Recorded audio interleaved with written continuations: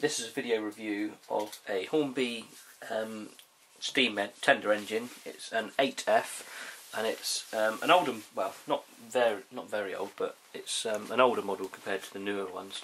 But it's, like I say, it's an 8F, and it's in the WD livery, and it's a 280 locomotive, and the model number is R2043.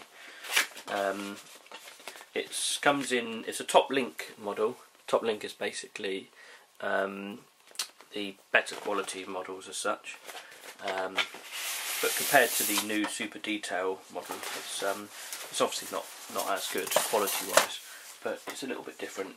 It's a limited edition model of 500 pieces, with a certificate as shown, so it's quite a rare one. This is number 340 of 500. And it was a specially commissioned limited edition model, and it represents WD number 300 as it was when it was handed over to the War Department by the builders at the North British Locomotive Company on May the 24th, 1940.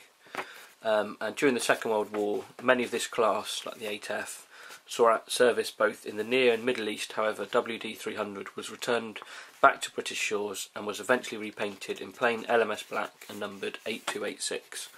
So this is, like I say before, it was returned back to standard service. This was a limited edition, and I assume it was for Much Ado About Toys, as you can see down there, M3744. Maybe that's their part number or something for the toy company. Yeah, nice certificate. It's got all the bold information. You've got the Hornby logo up in the top in the steam engine wheel there. So, like I say, 500 models. You've got the standard instructions for this model. It's got unfortunately, it's got because it's the older model, it's got the locomotive motor in the actual tender, and you've got the coupling that goes through the model.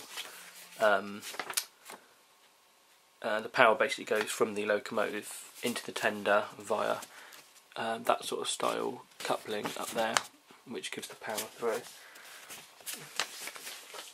So that's that. So the actual locomotive, like I say, it's numbered 300 on the actual body. Packaging doesn't have the finger holes on the back, so you have to sort of try and prise it out neatly.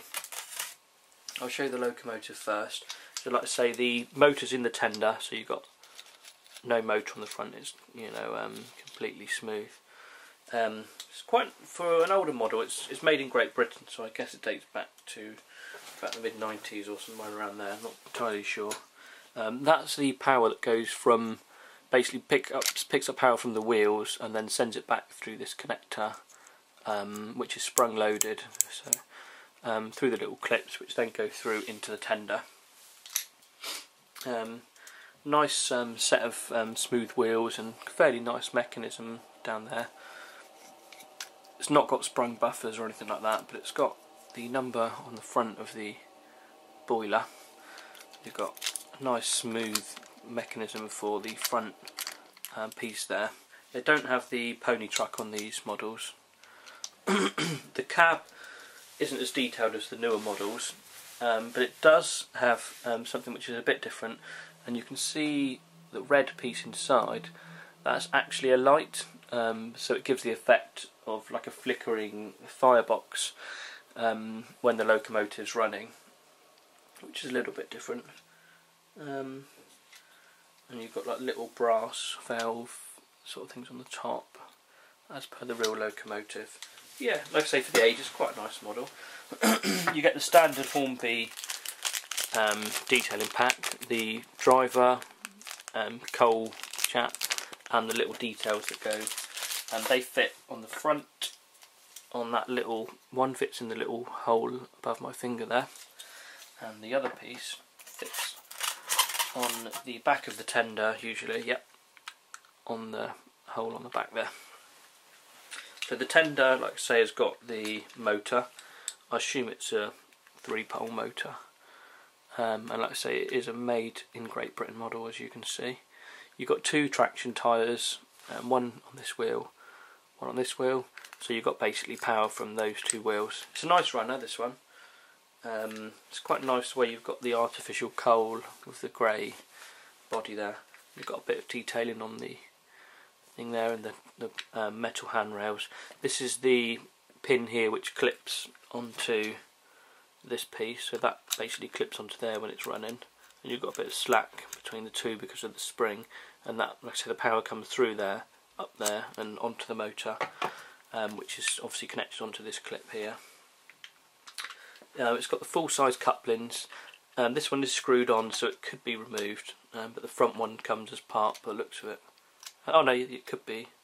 No, I think it's like riveted on or sealed on some way, but you could, I mean obviously you could remove it if you wanted to, but bearing in mind this is a limited edition model, I don't think you'd want to sort of butcher it up too much. But you've got the WD livery there, and you can see, I don't know if you would see it, but there's some really fine rivet design. There you go. I assume that's what they are, little dots on the side. So yeah, a really nice model for the age. Like I say, it's not up to the detail of the newer models, but it's just one collector's piece with being such a reasonably limited model as well.